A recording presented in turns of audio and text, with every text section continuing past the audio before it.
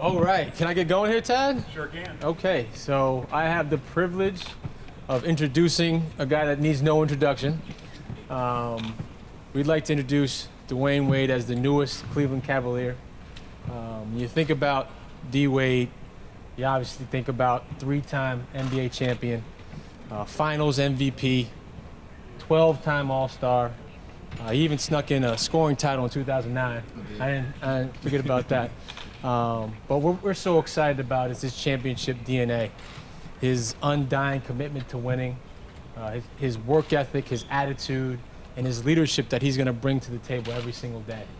And he's going to help this team a ton on the court, but also in the locker room. And so we're just really, really fortunate that we're adding Dwyane Wade, a player of this caliber, to this team for this year. So, Dwyane, I'd love to give you a jersey, a Cleveland Cavaliers jersey, and welcome you to the team. Oh, sorry.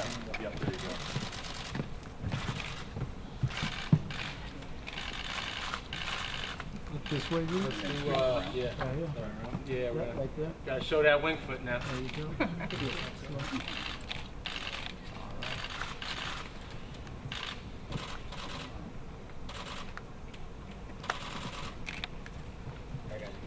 I'm gonna leave it to Dwyane.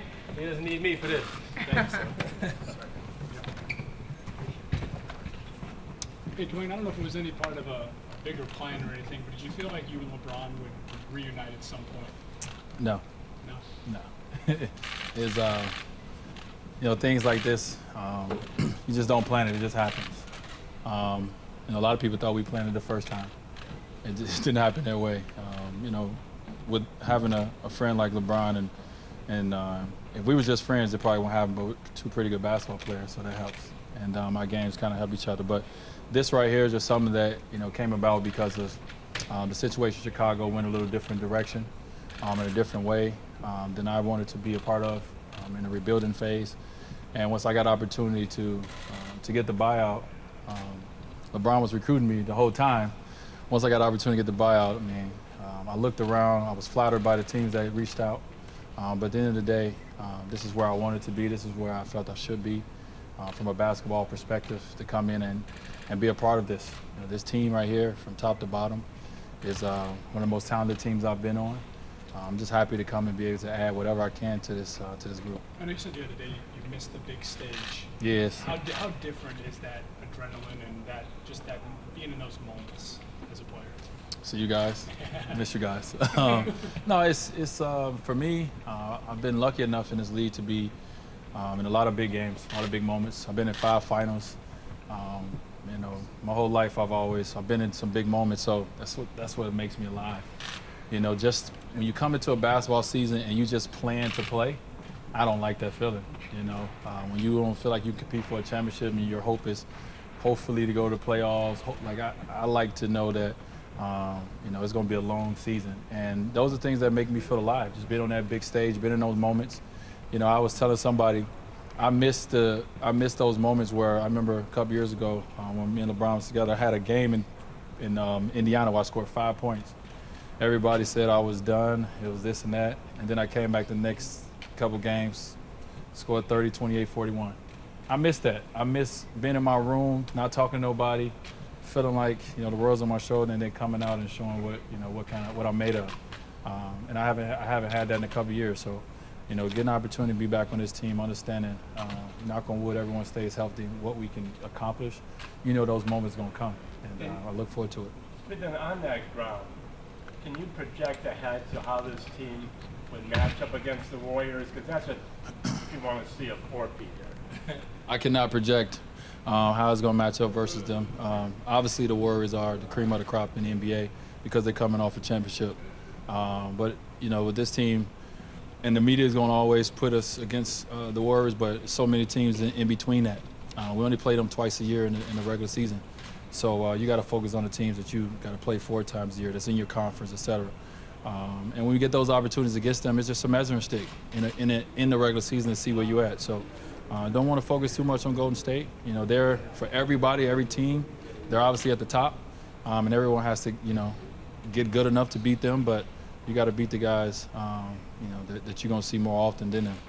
You mentioned LeBron recruiting you the whole time. Going back to when and what were those conversations like? It was slight. It wasn't heavy recruiting. I mean, I think the first time he reached out to me was when a couple days after Jimmy got traded, and he just texted me and just said, "Hey man, just checking on you." So I knew what that. I knew what that meant.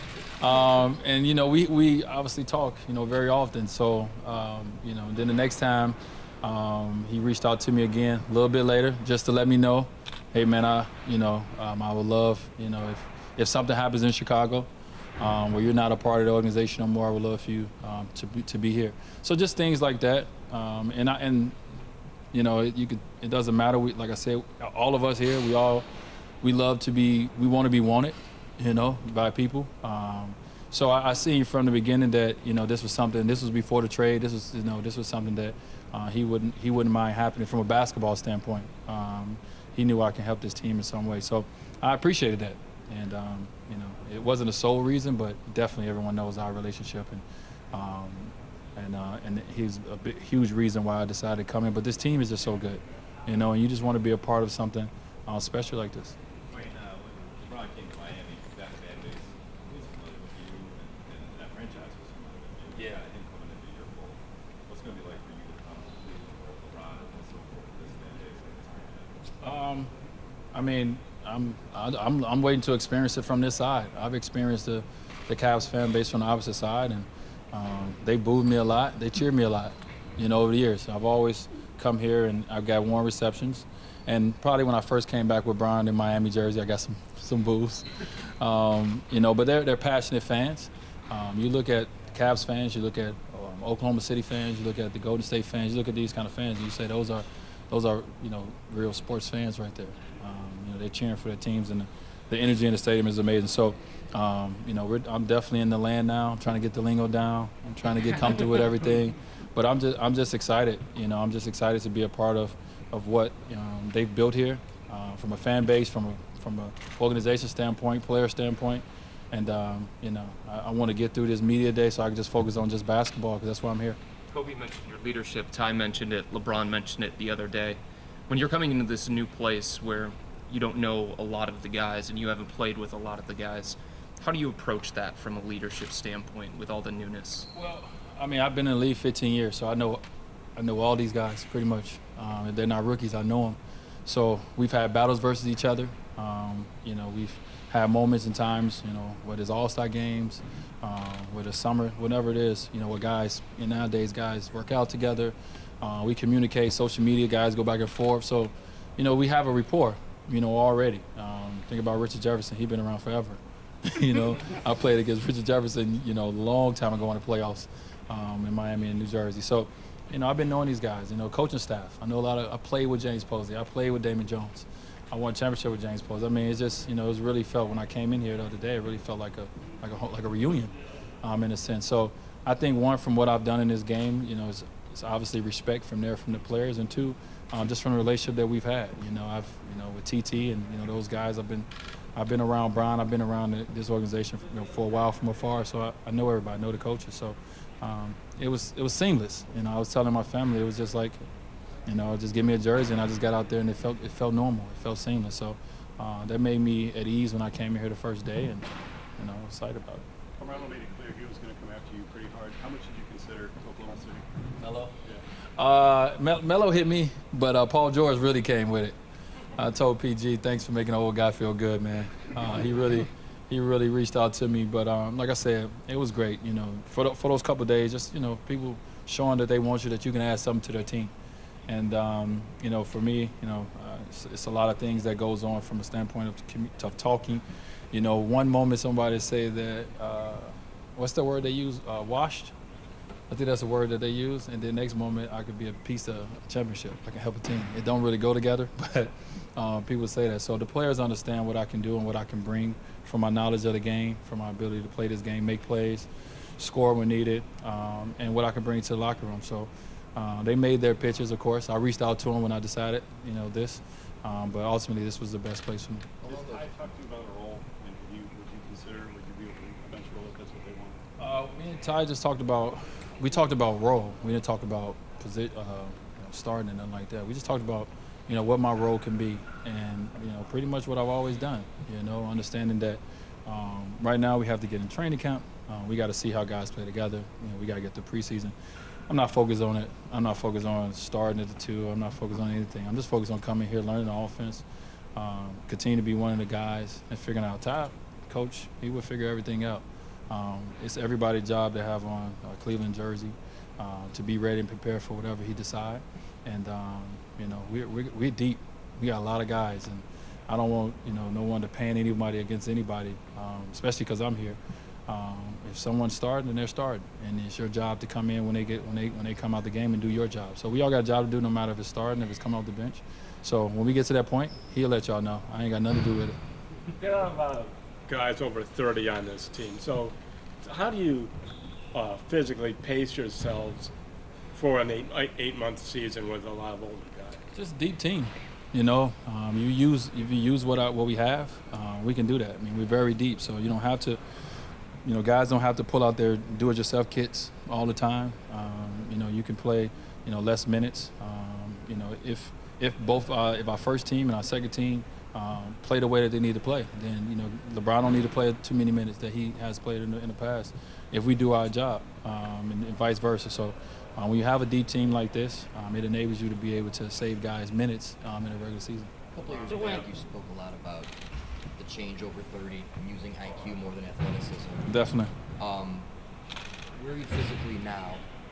One question. 2, what are those spots you feel you can pick with this current roster in using that IQ and kind of ebbing and flowing with the game plan instead of being that have to score every time down the floor kind of guy? Well, I mean, I haven't been that have to score every time down in a long time.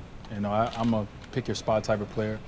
When I have the ball in my hand, I'm always a playmaker. I'm always dangerous to make plays, and I've scored over 20-some thousand points in my career, so I can still put the ball in the basket. It's different this year from a standpoint of scoring. Last year I wasn't efficient, but I wasn't playing on this team neither. More opportunities, better opportunities from an offensive standpoint. I look for that to go up, but physically I feel good. I feel I had a great summer, and right now it's just about everybody coming in here and getting their training camp, preseason legs going, and getting that wind under you, and I'm getting in kind of preseason shape before we get into regular season shape. So I pick my spots. I can attack on a block. I'm a great pick and roll player. From a scoring and passing standpoint. And when they need me to make sure stay in that corner somewhere and stay there and let Bron do his thing and be ready to shoot it, I got to knock shots down. My goal from a three-point standpoint, everybody talking about my percentage. I'm not J.R. Smith, not Kyle Korver, never going to be those guys. But I want to do better than I did last year. Last year I shot 31 or whatever. I want to shoot a couple more percentage higher this year. Just being ready to shoot. So just whatever the team needs, you want to be able to give them. Do you feel the talent around you will give you more open looks to help you get those percentages where you want them to be? I don't know. I don't know, man. The talent around me is going to allow us to enjoy the game of basketball, to win a lot of games. When it comes to shots, just shoot. One thing that is confidence in here these days. I've been here. You get it, shoot it. It's so much ball movement, body movement in the practice right now. It's incredible. And so everyone in here gave each other confidence, to knock them down. It's really, I've been here 2 days. It's really a family from that standpoint. Everybody is rooting for each other to succeed. So when you have that confidence, you never know what can happen, man. LeBron reached out to you in the summer of 2016, but Cleveland had the same financial Chicago. Oh, yeah. We was together when I was a free agent. Yeah. Last year. We was together. Yeah. When so there was an opportunity to take a pay cut, but as the Cavs season played out, did that you have a little bit of a what if looking back of when they lost in the finals, think, oh, I wonder if I could have helped that team last year. My journey was different last year. Obviously I came to Game 4. That they weren't here at home. It's a very good team, man. When you lose in the finals, obviously everyone look at they lost 4-1, but I've been in the finals before. We've won and I've lost and understand how close it is, like Richard Jefferson said. But I definitely didn't look at it and say, oh, if I was there. No, you can't do that. Only thing I can focus on now is that I am here. And if we get that opportunity again, what can you do to help you guys, be different? So that's it. You said you missed the spotlight. Was there a time? I didn't say I missed the spotlight. Don't put that on me. Whatever, however you want to phrase it. The moments. The moments. Yeah, man, the moments. Was it Game 4? What was it that made you miss those moments? It's period. I mean, I'm a guy who, my whole career, I go to finals every year. You know, years I'm not in the finals, I'm at every finals. I go and experience it and feel it. I've been led since I got in the NBA. I've been to every final since I've been in the NBA, and I've always wanted to go and visualize and see what I want. You know, I'm not one of those guys that don't want to see it. I want to see it. I want to feel it. I want to experience it because I want to be a part of it. And I want to know what to expect when I get there. So it's just always been in me. And I've done everything in my career to help put myself and the teams that I've been a part of in a position to do that. We haven't done it every year, but I probably will go on record and say I've probably given back the most money in the NBA. I'm gonna go on record and say that. And a lot of it has been for me. It's been about, you know, this is a team sport. And it's been about helping, you know, the organization obviously be able to put the talent around, but it's been about my happiness. You know, for me, it don't matter how much money you got. If you're not happy, that money means nothing. And, you know, my route in life and my childhood in life, you know, to be in a position I'm in today, nothing means more than my happiness. No dollar can match that. So that's a part of the reason why I've given back almost $30 million. In 2014, I'm just wondering, the flight you and LeBron took from Vegas to Miami, when he came back, the summer you came back, when you guys left Vegas, you were on that flight from Miami. What was that like? Did you know he was gone? And what was that conversation like with him on that jet? Did I know he was leaving? I knew it was a possibility way before that. I mean, obviously we talked, and you know, I knew that he was thinking about his future, and you know, that situation as a team, as me, myself, Bron, and Chris, we all sat down before the summer started, and we talked about, you know, all of us having to make our own decisions, taking our time. From a standpoint of opting out, which we all did, was if we all come back, we opt out to give the team some flexibility to make it all work. You know, and that's the reason we did it. Now, when he decided to go back home, I was, you know, the one right there hugging him and saying, "Congratulations, thank you for 4 years. You know, go be happy, go have fun, and I'll see you when I see you on the other side." Now, that was the summer everything in Miami kind of changed, you know, for me, when I opted out, and you know, we wasn't able to bring that. We didn't have that San Antonio Spurs kind of method coming back where we can bring, you know, the stars back and add chips around it. That's when they gave Chris the max, and I wasn't a part of that. So that's when things started to change a little bit. But from Bron's standpoint, he's a friend of mine. When a friend and anybody makes a decision that's for them, you can't hate on it. You have to support them. You know, that's true friendship. And I supported him on coming back. I never thought he would play. I never thought we would play together anyway. So to get 4 years together was incredible. And, you know, I always enjoyed playing against him too. So it was cool. But that cost you a lot of money. You talk about the money you gave back. You gave back a lot of money that summer. Yeah, I gave back a lot of money a lot of summers. I just gave back $8 million this summer. You ain't talking about that. I mean, you know, it's you know, my thing is when you make decisions, like I said, I make a decision to put myself and our team in a position to, you know, opt out of a deal and say, okay, if we all coming back together, then we will, you know, we'll figure out how much money we will be willing to take. Now, when if LeBron make a decision to go back, you take care of your guys, you know, and I wasn't a part of that getting taken care of, and that's everybody want to paint that on LeBron and say, oh, LeBron cost you. LeBron made a decision for him, just like, you know, we all made a decision to opt out. It was Miami's decision not to give me the money they gave me, and simple as that, you know. So they gave it to Chris and Luau, and didn't give it to me. But I kept professional. I kept playing basketball, and until, you know, I just decided to walk away from it. But you know, costing me money, I got way more money than I ever thought I would have, so I'm okay. I don't want to draw any conclusions, but to that summer, would you be standing here if that summer went differently? Probably not. Probably not. Have either of you heard from CD since you guys came Bosh? together? Yeah. Yeah, man. He was happy. He hit me, text me. He said, "Man, I'm happy for you. You know, your friends don't want to see you lose, you know, and go through a rebuilding situation. You know," and he said, "I'm happy for you, man." And you know, obviously we're going to continue to talk. But he reached out to me right away. You know, it's crazy because, you know, everything I see on social media is just me and Bron and the things we did in Miami. But Chris was right there, and you don't see him in there. You know, but you know, he was happy for me, so I appreciate it. When you walked in here, way at the top of this, before you talked about missing moments and not wanting to play just to, with no chance of winning. Yes, sir. But if I remember in your free agency last summer, you were saying something to the effect of that you're past just looking for rings, and you wanted to get what you felt you deserved and earned monetarily. So what changed for you? When did, because you had to give back a bunch of money to join this team. When did it become, and why did it become more important to go for that one more ring instead of take the extra income? So last summer, let's just do the Cavs and the Bulls. Cavs had about $2 million. I made $23 million. You know, I wasn't, like I said, it wasn't at that point, last year where, I felt that I would take $2 million over $23 million